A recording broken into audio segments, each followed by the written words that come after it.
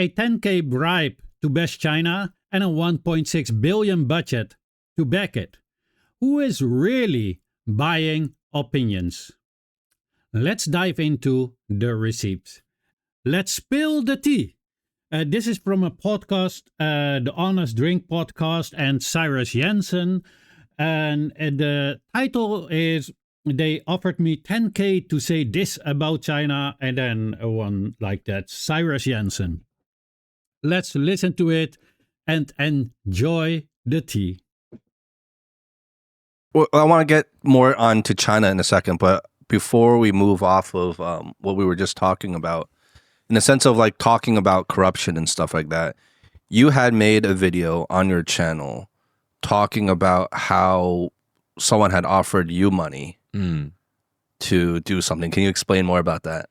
Yeah, this was an interesting one. So we work with a lot of agencies actually to do sponsorships, right? And so I had my agent, one of my agents that I work with, they sent me a text message. They said, hey, I got a new sponsor for you. It's called Build American AI. They'd like to offer you $10,000 for a sponsor in one of your upcoming videos. Would you be interested? And I said, sure. Let's tell me more about the company. Let's Build American AI. Do they have a website? What actually is the program? Is it like a platform? Is it an AI agency? Like what is this? Like what's the product? What's the product, right? Because normally if you're doing a sponsor, right, you'd be like, hey, today's sponsor is, this, and, you're going to run some type of promotion. Maybe you're offering a discount. There's going to be a sign up link, a call to action. Like, guys, if you're interested in learning more, click the links down below, sign up today, etc. So basically they said, oh, there's no pitch. There's no website. There's nothing here. Basically, we just need you to say these lines. Hey, guys, the US and China are locked in a very intense race for AI. And if China wins, that's going to danger my children. So, what? Verbatim, danger my children. Verbatim. So in this race, I'm Team USA. And I'm like, that's it? Like, that's the lines? And they're like, yeah, just say that for $10,000. And I'm like, okay, well, there's a lot of red flags going off here because number one, why on earth would you pay me $10,000 to not, like, where's the ROI on that, right? Obviously, if we're promoting an AI product, okay, well then that AI product, hopefully you're going to get people to sign up for it and you're going to be able to make that money back. It's got to, that's the only way these promotions work, right? Like you're hopefully going to be able to get a lot of people sign up and you get an ROI on your investment. And it's like, no, don't worry about it. It's just like, there's no call to action. You just have to say those lines. And so then I started to do some research online and I discovered this investigation where OpenAI was working with Palantir, which is a weapons manufacturing company, tied to the State Department. They're basically working on a campaign to try to badmouth China and making sure that more Americans view it as a threat. And so I think that was the whole message. There's basically a paid propaganda campaign, with connections back to OpenAI and Palantir. And they had whatever budget they had, they were willing to spend this, and you were probably just one of thousands of people they reached out to who had influential audience. Yeah, who are influential. Once you have a YouTube channel of a big following, you get quite a lot of these sponsorship opportunities and adverts and things like that. Can I ask you something? Was this about 1 to 2 months ago? Call it a month. Okay, the reason why I asked that. It was you, Howie, wasn't it? Yes. No. The reason I asked that is because... The reason I asked is today's video sponsor is Build American AI. Exactly. Chinese AI is a danger to your children. I am Team America.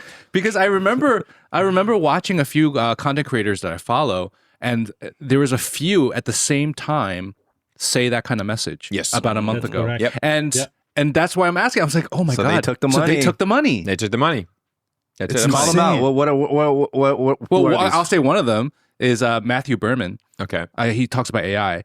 And I remember all of a sudden, he randomly started talking about China and America, and he never does that. Yeah. And I was like, whoa. Yeah, he took the bag. Took the bag. I mean, and that's the thing that's interesting because, right, it's a lot of money. And it's easy, right? It's like literally, it's going to take you 30 seconds. You can throw it in the middle of a video. It's almost like, and I even had my agent was really funny because he's just like, dude, this is such an easy win. Like, he's like, hey, even if you don't really believe in it, it's like, dude, it's 10 grand, just take it and off you go. Even if you don't like it, upload a video right after it. That way, kind of like, you kind of bury the video. And I'm like, well, you don't build a channel of 1 million subscribers by selling out and kind of doing stuff like that. I'm like, I just don't feel That's not an ethical thing to do. And if you actually knew my content, you know that I'm much more Exactly. objective about China. I was like, I don't believe that. Immediately, all your followers would be like, what's wrong with Cyrus? He's been compromised. He's been compromised, but and that's the funny thing isn't it funny that you get accused from being paid from the Chinese government, but here it is like companies with direct connections to the U.S. government is offering to pay me. And again, I just don't believe that message. I don't believe that China is a threat to my children. I don't believe that China is the greatest threat to the world. I don't believe any of this stuff. So I'm actually much more encouraged with China's AI platform because China does a great job with AI. Everything they do is open sourced. Everything even when DeepSeek was announced, there was a tremendous amount of outpouring from Americans in AI saying like, man, this is sweet that China did this. Like this is actually a benefit to the world that they did it open source. And actually China's done a great job. Like this is something that should be celebrated. And so again, when you're talking about the AI race, it's also really funny because you got Chinese in China versus Chinese in America, right? That are working on AI. Because even all of the top AI producers and engineers and scientists in America, a lot of them are ethnically Chinese. Yeah. Talk about AI, like you can't talk about Chinese people. They're whatever side of the ocean they're on, they're working on AI. And all right, well, they're going on about AI, and that is not our business anymore. I think that Cyrus was referring to this. A dark money campaign is paying influencers to frame Chinese AI as a threat. That was a research done by this group Wired.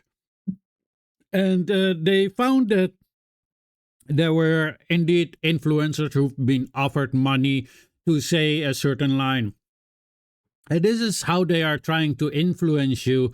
And then we also have this bill. House passes $1.6 billion to deliver anti-China propaganda overseas. So somehow it's a crime when Russia does it to us, but good information ops when we want to discredit Beijing Belt and Road Initiative worldwide. And this is from the Responsible Statecraft. It's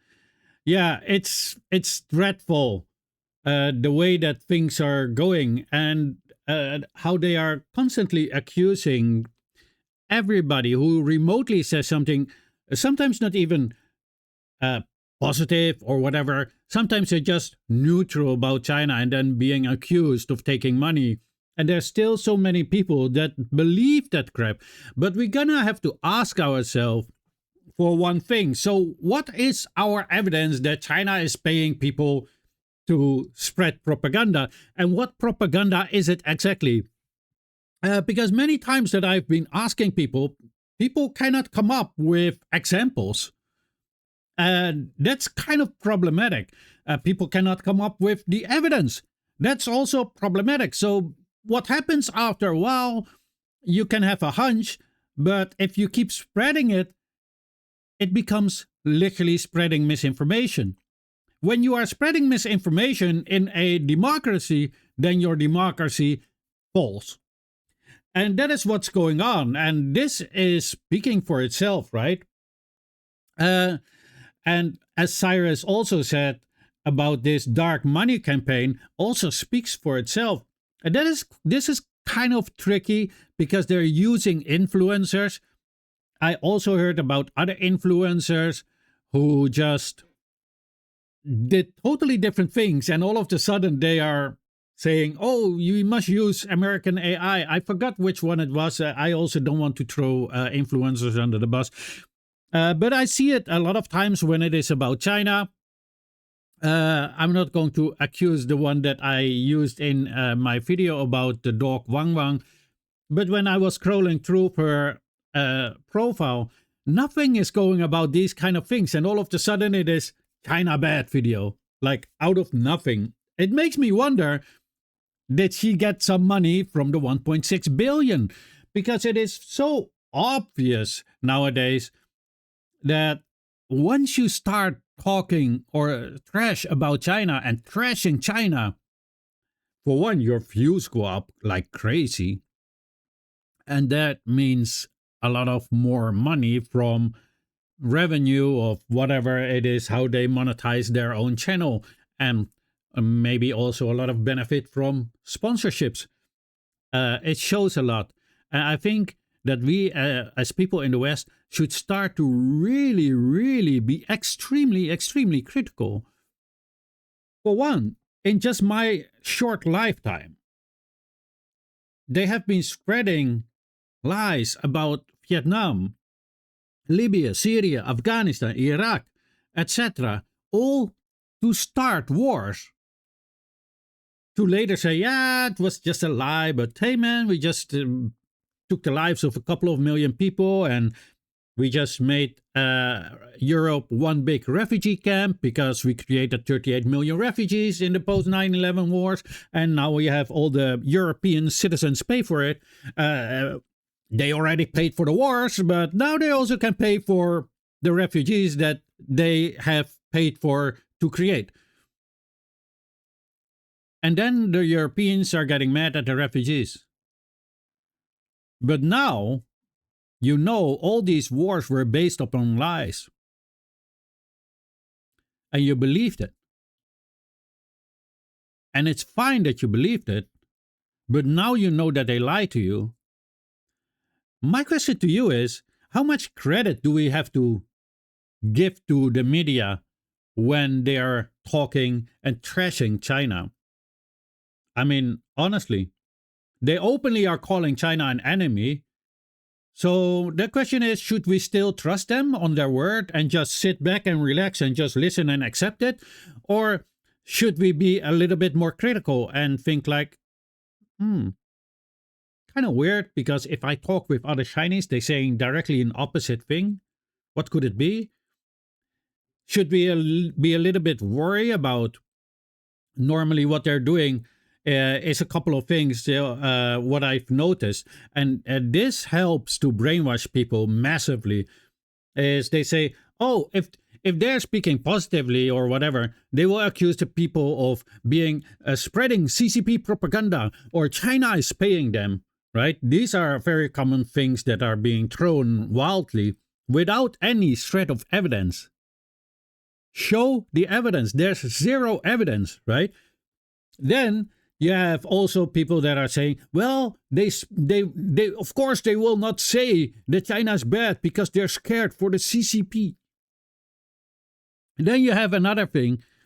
Oh, they must be a spy, or they must be scared that something will happen to their family. So what it actually creates, and this is important for the people to understand in the West, is that no matter the outcome, any word against whatever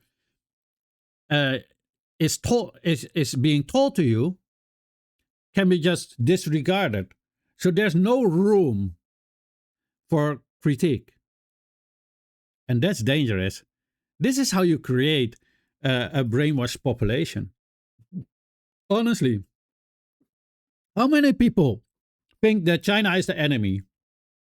But when you ask those people, what did China do to become our enemy? Then all of a sudden, there's no answer. Right? A lot of times they become, oh, but human rights, this, that, but. I said, hold on. But what did they do to us? And each and every single time when I ask this question, I said, well, nothing. So what did the Chinese people do to you? Oh, nothing. They're living here. Because many countries have a lot of Chinese. They're great people. They work hard, never bother us. No. There's nothing actually to complain. So why do you hate them so much? Why do you think that they're your enemy? It's illogical. The country never done anything to us. There's no evidence that they even want to, right? And then you're like, labeling them an enemy for no reason at all, accusing them of paying other people to spread propaganda. But where's the propaganda? Right? I've asked so many people, where's the Chinese propaganda? I want to know. Give it to me. I'm not saying that China doesn't have propaganda. I've seen Chinese propaganda, but it's not what you think it is. Chinese propaganda is very typical, and actually Chinese people need to laugh about it. Chinese propaganda is like Xi Jinping going back to one of the old villages where he used to work or something and sit with the elderly people, and they will say, oh, great, how and he will ask them, "Oh, how are you? Do you need anything?" Blah blah blah. That is literally Chinese propaganda. There is no propaganda ever that I have seen that is like, "Oh yeah, the West is the enemy, this or that," and demonizing the way that we do to them. It just simply doesn't exist. I've never seen it, but if somebody has seen it, then please send it to me, then I can have a look at it. But honestly, in all the years, I've never seen it.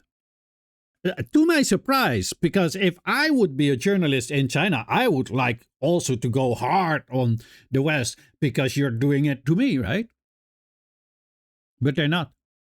They're always keeping it very decent and actually quite dry. They just United States placed sanctions on us and we are doing this back. That's it, basically. That's in stark contrast with what they're trying to want you to believe. But for the West, we have so many evidence because this 1.6 billion is just one of the things. We also have the NAD that is massively handing out money to all sorts of anti-China organizations, and it's all in the open. But somehow, when we are hearing all these crap and trash about China, we want to accept it. And if you feel like that, honestly ask yourself, like, wow, did I fall in a trap? And maybe you can check yourself, okay, a very simple thing that I always do. So what is the evidence actually? Right? Oh, they have a report. Okay, give me the report and I can read it. Right? Because I've read a lot of reports and most of the time in those reports, there's just nothing there. But there is a report. And that's what they always say, right? Oh, they are doing this to this group or doing that to that group. There's a report here. They know that most people are not going to read it. I once did a video about mosques, supposedly by Western media. I don't, and the report saying that hundreds of mosques are being demolished, right? I was reading the document, and what they did was they put renovations and demolishing a mosque all in one bucket. But the restoration of a mosque is totally different than demolishing a mosque. And in small fine print, they've written the mosque had been demolished, or why there would be renovation or a mosque being demolished is because renewing of the city. As we want to know, how did they get to these numbers, right? Let's read it. The destruction of mosques appears to be correlated with the value authorities place on a region's tourist potential. For example, Urumqi has a low rate of demolition, followed by the major tourist sites like Kashgar. Yet, it should be noted, both cities have undergone and continue to undergo significant urban development, which has resulted in the demolition of or renovation of part of Kashgar's old city. So they're renovating it. They're renewing their city. So they mix the ones that are being renovated with the ones being demolished. That is some very interesting way to count how many mosques have been destroyed. As renovating is far from being destroyed and is actually the opposite. But somehow they feel like mixing the two is a good way to measure. Okay, let's continue their other method. Extrapolating those figures. So that means that in a whole entire neighborhood will be renewed. So of course the old mosque will be gone. What they're not trying to tell you is the mosques that are being built as it normally would. So you take one down and you build another one across the street or whatever. They're not telling you that. And then they conflate two numbers which are actually opposites. Like, how can you say that renovation is equal to demolishing? Like what? I certainly hope not, because I just had my house renovated, at least my kitchen. That would mean that I would not have a place to live right now if it would be the same as demolishing. But this is how they're doing, and this is how it is when you start to read these kind of reports. You're reading it and you're like, what is this? That's insane. But yeah, anyway, I think it really is time for the people living in the West to be really, really critical, especially about our media. Because, I mean, I don't have to tell anybody how many times we've caught them lying, right? So keep that in mind. And I'm not saying they're always lying about China, but chances they lie about China are higher than you would expect. So I only ask to be a little bit more critical about what you consume and how you consume it. I mean, that's it. I hope it was helpful, and I hope that I gave you a little tool just to sit back and think for yourself.